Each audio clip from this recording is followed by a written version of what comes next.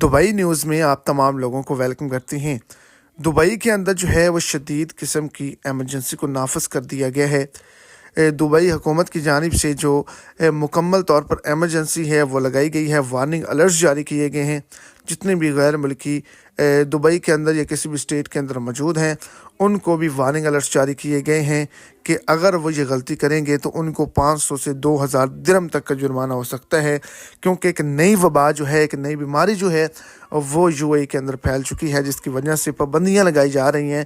तो वीडियो की तफसीलात को जानने के लिए वीडियो को अंत तक देखें, और अगर इस चैनल पर फर्स्ट टाइम है तो लाजमी से चैनल को सब्सक्राइब करें, वीडियो को लाइक करें और अपने दोस्तों तक इसको ज़्यादा से ज़्यादा शेयर करें।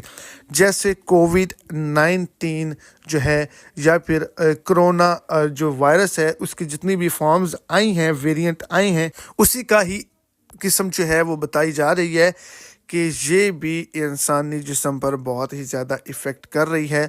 ये एक नई किस्म की वबा है जिससे इंसान बहुत जल्द बीमार हो रहा है, उसकी तबीयत ख़राब हो रही है, आंखें ख़राब हो रही हैं, गला ख़राब हो रहा है, जो है सुनने में, देखने में और बोलने में जो है वो परेशानी हो रही है।